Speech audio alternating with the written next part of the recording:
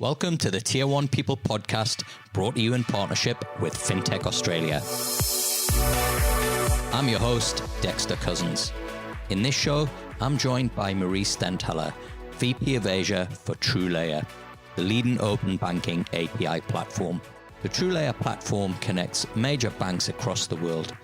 They're backed by leading venture capital, including Tencent and Temasek, and they're trusted by some of the biggest names in fintech, including Revolut, Monzo, ClearScore and Zopa. Marie and I chat about how TrueLayer makes the power of open banking accessible to developers and innovators across every industry, reinventing how people manage their money. Marie, welcome to the show. Thanks, Dexter. Great to be here. Where are you right now? I am actually in my cozy little home office in Hong Kong at the moment. And how's Hong Kong at the moment? It seems like the world's gone a little bit crazy right now. Hong Kong is in an interesting position. It was one of the places that reacted very quickly. So we've only had 1 week of school this year so far, actually. So in the beginning, January and Feb, it looked like we were doing a really great job of controlling the spread.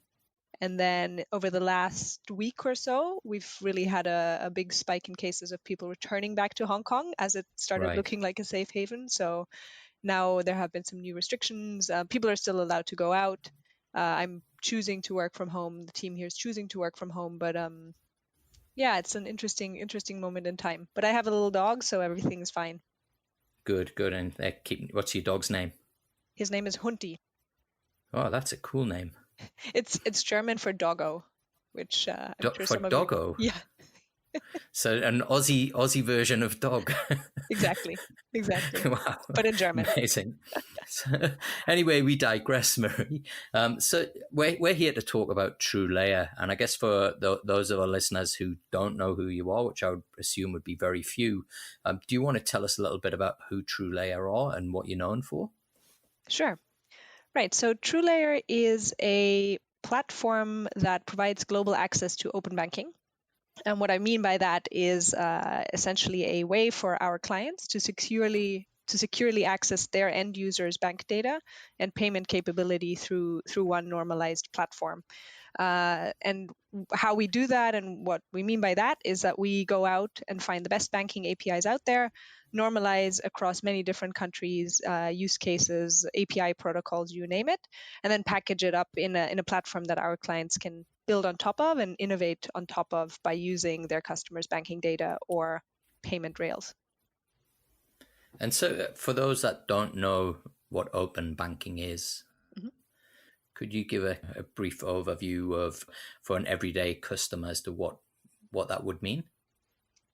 For an everyday customer, I would define open banking as a manifestation of the belief that the data that you create when you bank and that the information that you create every time you pay for something, you send a payment, you use your banking services, the belief that that data is your data and that you should be able to use that data to benefit yourself and to get better pricing, better access, verify certain things about your person that may otherwise be hard to verify, and to just make it very easy for you to be in control of how that data gets shared and how it gets used. So I think that's kind of the empowerment of the customer is very much at the heart of open banking.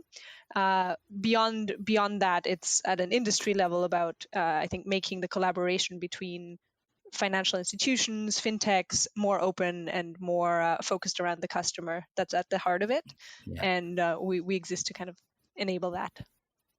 And so you recently partnered with Revolut. How's that going? Yeah, going great. We love working with Revolut and other internationally minded, high growth, tech forward businesses. They are, I like to call them an execution machine. They're so good at putting things out there and listening to their customers and just making it very easy to adopt new things like this. And I think often what I like to tell people that I know who have never heard of Revolut is, give it a go and it'll do all the things that you wish your bank did. And that's most often the response I get once they actually try it. So far so good. And we're excited about some of the new things they're working on as well.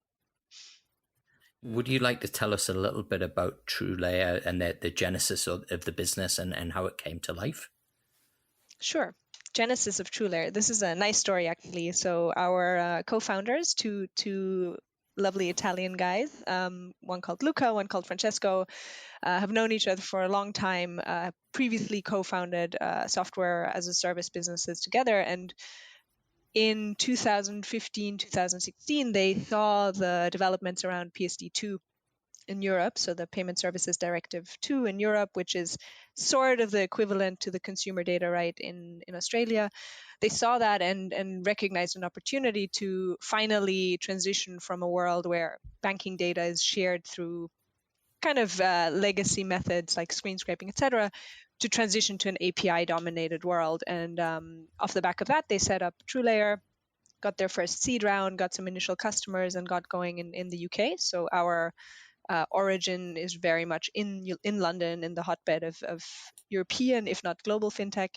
And then over the last 3 years or 4 years now almost, we have raised some more funding. We now have investors including the likes of Tencent, Temasek, Visa, and obviously gained customers over the years who are amazing to work with. So companies like Revolut, Monzo, Zopa, Funding Circle have really pushed the platform and pushed us to consistently and continuously improve the product and make it a platform that developers really like working with. And yeah, we're looking forward to growing further this year as far as is possible, and doing our part with the COVID crisis as well, obviously, to see how non-paper based verification can help slow the spread of the virus. Yeah. So you recently announced plans to launch in Australia. What is it about Australia that's attractive to TrueLayer? As I kind of said in the beginning, we're about building a global platform. So while we started in the UK and expanded to Europe, when we looked at the rest of the world, it was really a case of looking for markets where a few things are in place. So one is a growing and well-supported fintech ecosystem. The second is regulators who are conducive and supportive of open banking, and more than just supportive, that actually say, hey, we want this to happen and we want it to happen quickly. As well as existing customers on our existing client book who want to expand to those regions. And I think on all three of those, Australia does very well. And, as I'm sure you know, Fintech Australia, organizations like that are testament to the growing ecosystem in the market. And there's also just a huge amount of room for disruption when you look at how profitable Australia is as a market for financial services businesses. I think that always shows you, your margin is my opportunity. And that's something that's really attractive to us because we work with companies who like to go and eat the lunch of some of the incumbent players. Mm-hmm. So it's a pretty unique culture and group of people that you've got at TrueLayer. Why do you think that you're able to attract the caliber of individual that you do? It's a great question. And apart from the fact that we invest a lot into our hiring process and our culture, I would say it's kind of a combination of A players beget A players. So some of it is the existing team and the founding team that were in place and their ability to hire some stars very early on. Second one, I think, is really about timing and ambition. The fact that we are a globally ambitious company working in a space that right now is happening and where the next 3 to 5 years will be kind of determining of what the future of open banking looks like are all things that attract high caliber people. And then I think the fact that the culture is, I think sometimes it can feel like in a high growth startup environment, you have the choice between, high growth, bad culture, or slow growth and good culture. And I think we are trying to prove that you can have your cake and eat it. You can be high growth and ambitious, but you can also be empathetic and nice to your colleagues and open and honest without being disrespectful. And I think that's something that definitely attracted me to the company. I was actually a client before I became an employee. And it was just very clear, even just as a client, I could see how they communicated with us, with each other. And I think that was just really refreshing. Excellent. And so what kind of people would you say are successful at TrueLayer? That's an interesting question because I would love to nail it down to like 3 bullet points and there's your answer. But, one of the things we really value is inclusion and diversity. So the ability for people with different backgrounds, different experiences, different ethnicities, different genders, etc., to come together and do really great stuff. That said, I think some of the common things that run through. So we have five values, as I'm sure most companies out there would tell you they have values. We kind of have a culture playbook, and in that we talk a lot about this combination of really owning it and thinking big, and what that actually practically means in terms of actions and behaviors, but also enjoying life and valuing people. For someone to be successful at TrueLayer, they need to be able to find that balance and to be very, very results driven and self-driven and self-motivated, but also high empathy and assuming good intentions, communicating very openly and thoughtfully, but also not being afraid of just sometimes doing something that they think is right and then telling everyone, hey, this is what I did. And because there is that assumption of good intentions, it just works. So I think what wouldn't, the reverse of your question would be people who need very rigid and formal guidelines for how to do things and who can't cope with ambiguity. Like there are lots of things where we are very open that we don't know the answer and that we have to figure out the answer together. And that sometimes it's okay to just take a punt at 70 or 80% certainty and not wait until you have 100% of the knowledge to make a decision. So I think people who are not able to work in that gray zone or that ambiguity would probably struggle. I remember talking to the guys at Revolut about this, and the phrase that I think Facebook had coined, which was move fast and break things. It's not really something that you can do in fintech where it's a highly regulated environment. So it sounds like you've got the right balance between moving fast but not breaking things. And I think it was move fast with precision was the term that we came up with. Yeah, it's like more speed, less haste. Yeah. So with the people that you've got, are you structured like a tech business? Is it predominantly developers, engineers, product people, or are you kind of structured more like a financial services business? On that front, definitely more like a tech business. We are fundamentally a developer platform. We are an API business, so that's very much at the heart of what we do. In terms of the structure itself, though, it's not like you have engineers and product managers in an ivory tower and they kind of control everything. It's very cross-functional, and we have really good collaboration between our compliance team, our engineers, designers, marketing, everything across the business, because TrueLayer's organizational DNA, like I said, we started in the UK. The UK has been a regulated market from the get-go of when we arrived there.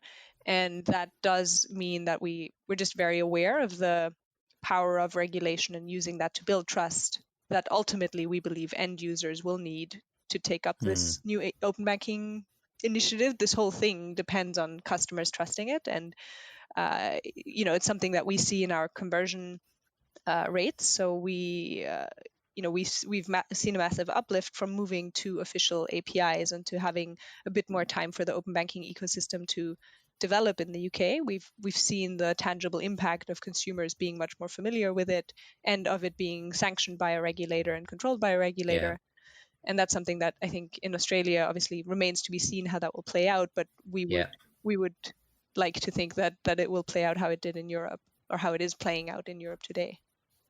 Okay. And so I guess Australia's had some very well documented trust issues with banks with a Royal Commission. What have you learned from open banking in the UK that you think Australia can action to really help, kind of push ahead? It's a more ambitious program that we've got here with the consumer data, right? Not just open banking.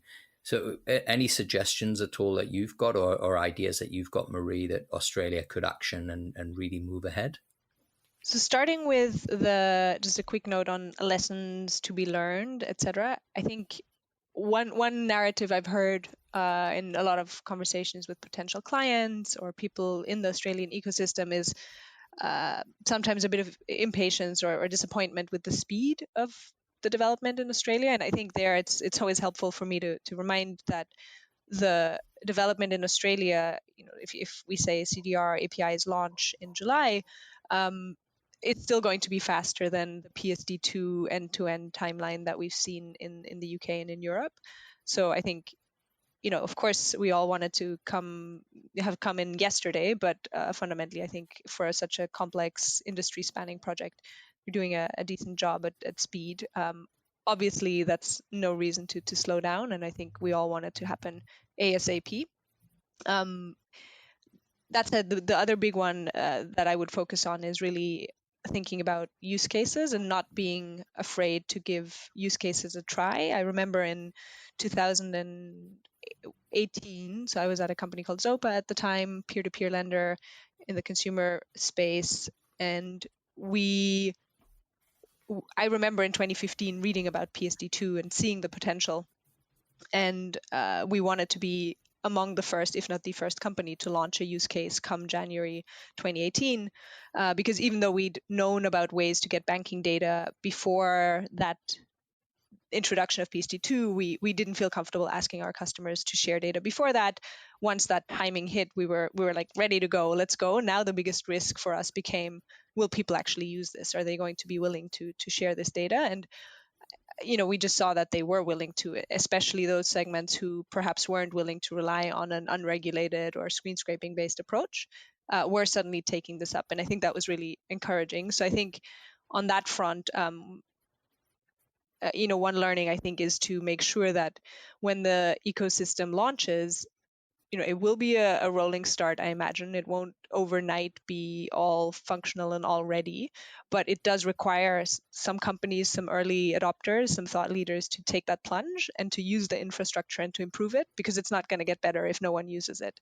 And I think that is a risk, and that's something that we, luckily in the UK, we worked with some companies who were willing to put in that work and to take some of the hits on how much data was available or how much control they had over the user experience, because suddenly the bank had to get involved. But it took some of those companies to take that leap with us, and that's something I would say, in Australia, I'm hopeful that there will be companies, I'm pretty optimistic that there will be companies who say, you know what, we want to do this.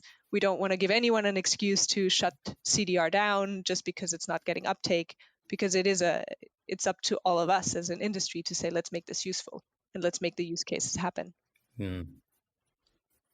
One of the frustrations I've had with CDR is that whilst it's the customer data right, it seems almost as if it stands for the corporate data right. And there's been this discussion about who owns the data and who's at risk, etc.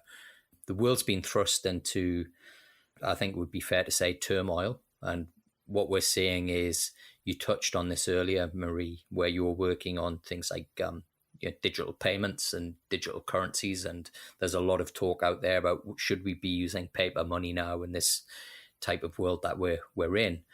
It seems that we've got systems and structures in place, whether that's work, whether that's schooling, whether that's the banking system, that were all developed 100, 150, some of them 200 years ago. And up to now, what we've seen is, I think, computerization rather than full digital transformation. So my long-winded question to you is, do you see that perhaps open banking, CDR, is now poised to really kick on, given that we've almost got this enforced kind of digital transformation, which has been thrust on the banks? It's been thrust on pretty much every major organization who's maybe resisted or dabbled with digital transformation so far. Mm-hmm. I think it's an interesting one, because it ties back to the the old adage of, will the innovators get distribution before the incumbents get innovation? I think this is no different in that. I think it's a step further than the computerization that you mentioned. I think that's absolutely spot on, that where banks have talked about their digital efforts and how digitally native they are now, often it is really just a case of transforming a manual process into a computerized one, but not really fundamentally rethinking the underlying product set. I probably, like, and this is just personal opinion, I think that there are just certain, once you get to a certain scale of organization, a certain scale of complexity and ingrained behaviors, and I think it's really hard to do a full transformation. And I think when you look at how some of the incumbent banks do seem to be trying to do it, it most often involves splitting off a whole separate team, taking it outside of the confines of the existing behemoth and letting them get on with things. So I don't know whether CDR in Australia, PSD2 in Europe is actually going to get the big boys and girls to really innovate from the core out. But I do think it will make it easier for the either split off new startups that are funded by banks, or for the real challengers who are independently funded or VC backed to make a real dent and to really show what it can mean to be digital from the core. Because I think up until now, when you do have this distribution issue where most customers might dabble in one of these new products, but they still keep their core bank account as safety backup. Once those shackles are kind of thrust open, I think that's when the customer relationship and who actually gets to own that customer relationship will change. And I think that's read access is step one, write access is step two. That's when it gets even more interesting. Just a quick one there, I have to correct myself. I really don't like the phrase owning the customer, like as if anyone can own the customer. Yeah, nobody owns me. I'm a customer of lots of banks. Exactly. Like nobody owns the customer. I mean, I think what you can do is you can continuously prove that you are the right place for me to open whenever I have a question regarding my money or my financial life. But that is also an ongoing thing. I mean, it's not unconditional love once you move over to the new interface. Yeah. So just gonna censor myself there. And we've talked a lot about banks, but if you take Singapore as an example, recently Grab, Razer have applied for digital banking licenses. They're not banks. What do you think is the role that TrueLayer can play if we do go down this path where Apple will be a bank, Razer will be a bank? What where do you see that all playing out, Marie? Fantastic question. I think that's where infrastructure plays like us, like the infrastructure we're building is ultimately there to make that kind of innovation open and to make it accessible to players who are banks, who aren't banks, who have an idea for something exciting they want to do for a customer group or a specific use case they want to try. And we want to make that accessible for them to be able to do quickly and to try out before they go all in and bet the farm on something that they might not have validated with customers. So I think for us, it's a really exciting development. What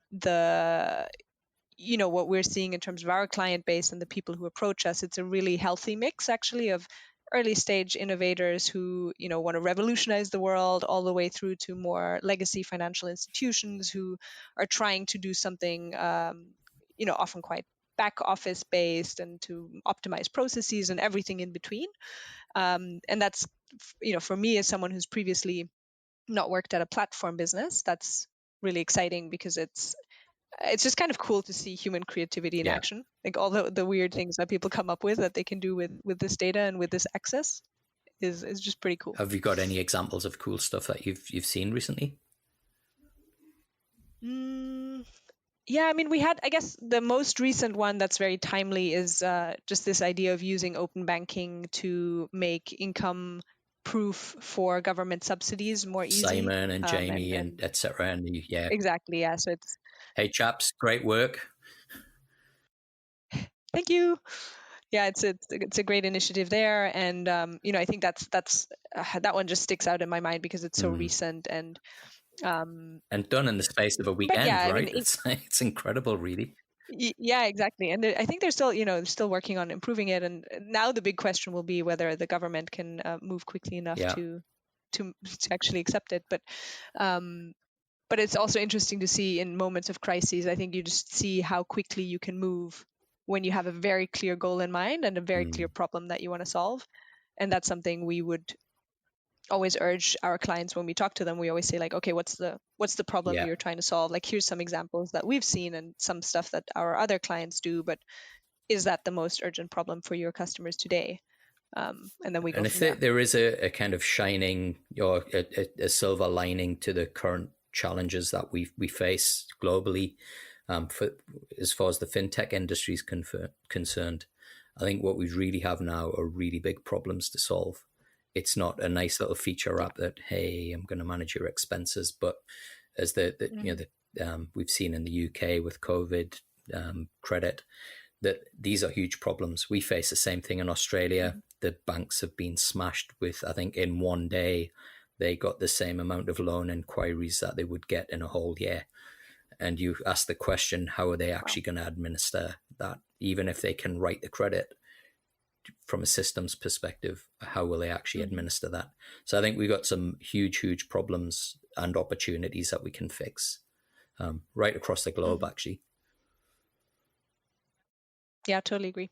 I think, for me, the reason to work in fintech and in the financial services space has always been, well, A, I'm nerdy about money, but B, just touches everyone. Like, everyone has something in their life that's impacted by their finances, every business, every individual. And that's just a nice space to be when you don't happen to be a doctor or an educator. Yeah, it's funny actually. Myself as well, of a real emotional connection to money, and a lot of the people that I know in the industry have some form of emotional connection, whether it was an upbringing where they didn't have much, or an upbringing where they seen it wasted, or they worked in a bank and they didn't quite like what they saw when they were there. So it's interesting how people are united not by this view of, I want to build an app and make $1 billion, but hey, I really do want to change what's happening out there and make it better for people. Yeah. And I mean, you kind of have to be a little bit crazy, right, to want to go up against heavily funded incumbents who are hugely profitable and sit on a regulatory moat often. I think that's that challenge element for me is another one that makes it exciting. Do you think that's something that runs through the core of the TrueLayer team?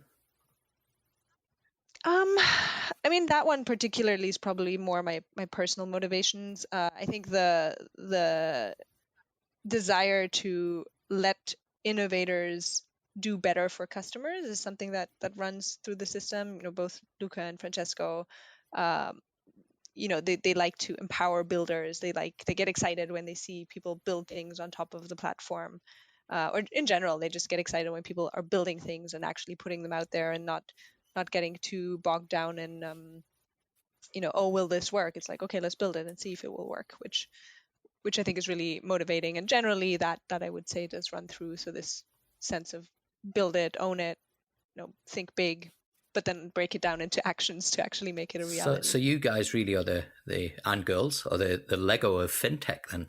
No, I like that. That's interesting. Let me run that by our marketing team. Well, Marie, it's been an absolute pleasure talking to you. Thanks for sharing everything about TrueLayer journey. And we wish you well with the launch in Australia. And please keep safe, and all our best to everybody in the team. Yeah, likewise. Thanks, Dexter. It was great fun. Thanks to Marie for a great insight into what we can expect when open banking gets happening in Australia. If you want to find out more, go to TrueLayer.com. Well, before we wrap up the show, I want to share with you a really important initiative we've launched with Fintech Australia. We're calling it the Fintech Talent Market. With so many people impacted by COVID and losing their jobs, we desperately want to help and keep great talent in the industry. So we're building a talent marketplace to connect talent with Fintech Australia members who are hiring or can utilize skills on a contract basis. We'll also be posting daily content, job opportunities, and tips on job hunting, interview techniques, and lots of other cool stuff. If you're in fintech and you've lost your job, you can join the group on LinkedIn. The details are in the show notes. Well, that wraps up the show. So until the next time, please keep safe.